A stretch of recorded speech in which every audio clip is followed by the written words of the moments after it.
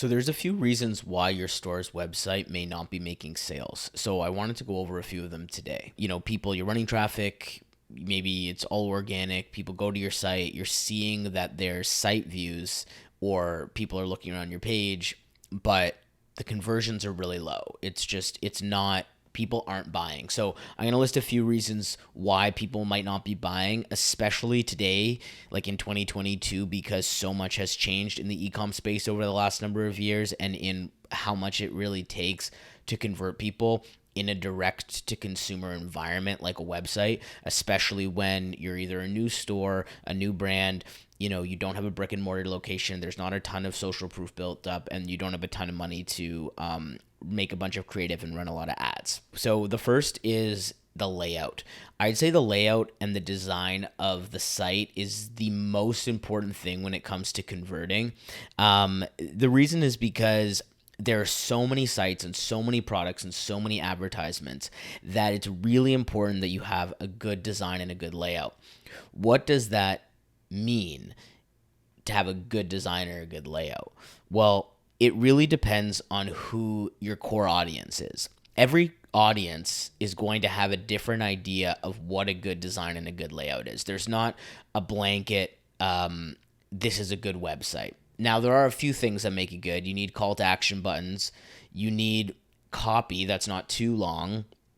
You need, and I'll go into actually some of the other things. But basically, my point is that the layout is very important, but it has to match what the environment and the audience and the customer considers a good environment. In the same way where you would make a storefront and have your ideal customer walk into that store and feel like this is a place I want to buy from, you want to create that same environment online. So even if you buy a theme or get it made, or you even just like funnel hack another site, it's super important that the colors and the design just really match who you're speaking to. And there are things that you can do to figure out who you're speaking to. I actually have a free PDF that you can use linked in below. It's like how to differentiate your brand. So if you use that and you fill out pieces around what your brand is and who your brand is speaking to, that'll inform what site changes you need to make. Okay, so that's point one.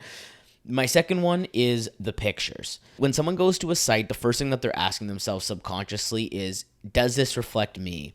Do I see me in here? So when it comes to your pictures, you should have good product pictures, but you should also have pictures of people using the product and ideally conveying the emotion that you want that ideal customer to have. So if it's a product that's supposed to make you feel happier, i.e. like something for a parent, or it doesn't have to be for a parent, but any product that's going to make you feel happier. I mean, even Band-Aid utilizes this, right? Having people in their pictures that look happy is really important to how their pictures are perceived by their audience. So you need to ask yourself, how do I want people to feel? And then based on that, make pictures that look like that. Nike uses all types of pictures. Sometimes people are happy, sometimes they're more serious, sometimes they're like sweating in the grind, like doing bench presses. So the pictures should illustrate the brand promise and kind of what people should expect to feel and perceive the products, the brand, the company as. And it's also really important that you have people in them, because if you don't have people in your pictures, I isolate people from feeling connected to the products, and it's going to make it really more challenging to sell.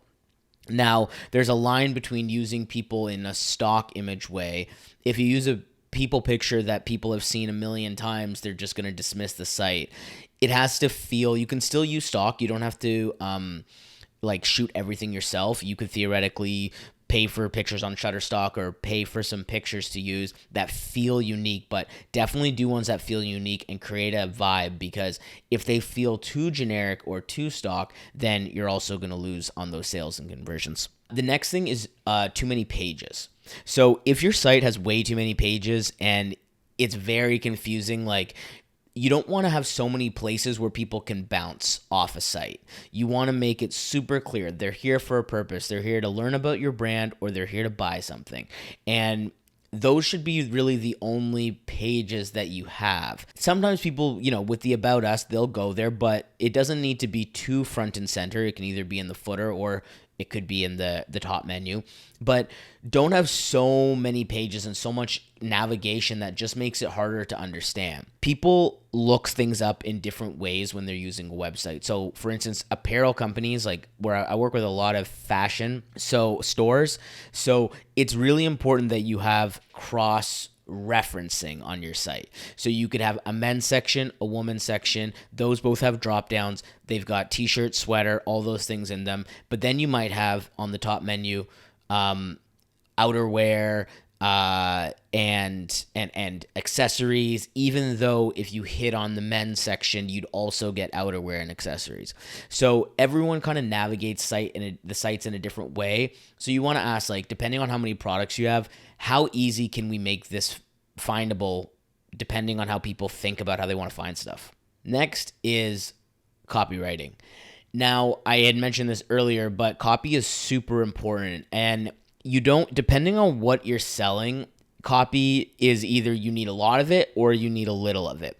I find that in stuff that's not, like in product that's not essential, you need less copy. And by product that's not essential, I mean, honestly, clothes, anything that's like you don't need to live, stuff that's just kind of fun or frivolous, or you're buying it because you like the brand or it's just an extra thing to buy. Like, less copy is actually going to convert better, and more images will help make that emotional connection.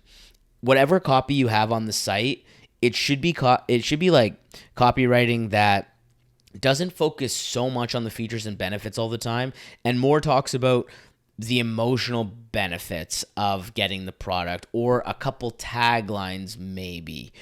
Something like, if you're selling clothes or items to ultra masculine guys, the tagline could be "get into the work" or something like that. It's very evocative. It makes you think, it makes you feel, but it's not saying, hey, these are all of our products and this is all the things that we do and these are all the reasons that you should buy it, because in today's day and age, that hardly ever works. Price is a really big factor in terms of getting people to convert on your site. And when I say that, you're probably thinking, well, my prices aren't that high, but I'm actually talking about prices being too low. I see a lot of stores out there where the prices are just so low because they think that that's what's going to sell people on stuff and help make conversions. They're like, well, this is super affordable and it's very reasonable, but it can have the opposite effect, especially if you're selling in a space where your market wants stuff that's more expensive and higher quality, or your brand is just so clearly, and products are supposed to be high end, but you're pricing them on $10, $20.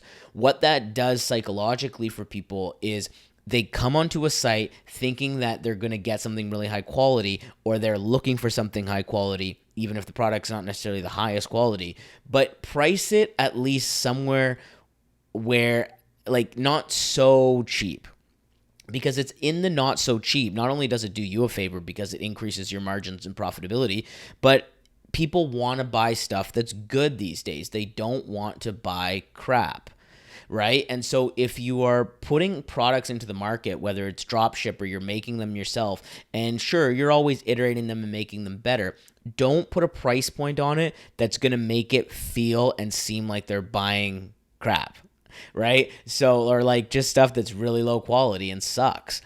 So either get better products if you're nervous about that and you're like, well, my products are like dropped from this place and they kind of do suck. If your products kind of do suck, they don't have to be hundreds of dollars, but you'll probably sell more at $40 for a product that sucks than you would at $12.99 on sale from like 20 or something. Like the whole slashing sales, like this was 69 and now it's 10.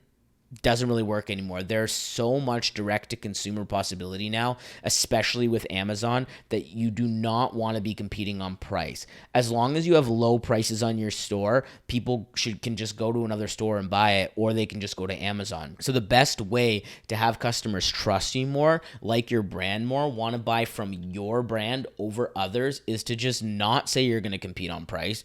Just price it at some sort of relatively middle of the line to high end. Doesn't have to be super high unless it's a premium brand, but don't go low unless you're a cheap brand on purpose, unless your whole play is like, we're really cheap. Because again, it can really, really cost you sales. And lastly, too many questions at checkout. When you go to checkout, you're going to even put your email in, shipping, things like that. It's if you can make your checkout.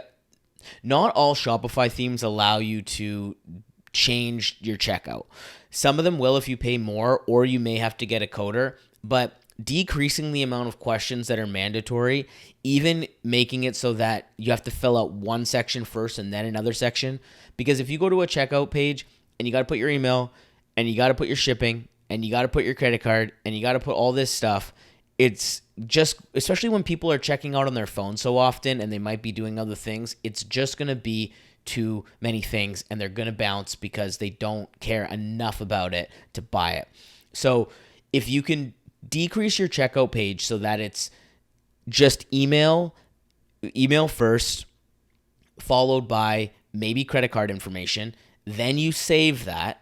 Then it opens another list of fields that have the shipping. You're already invested. So you need to push the cost investment of time sunk so that they're like, okay, well, I've already filled this out. And if I've already filled this out, then I could probably fill this out. And if I've already filled this out, then I could probably fill this out, right? So making it very step by step. Hopefully this has helped, and I'll see you in another one.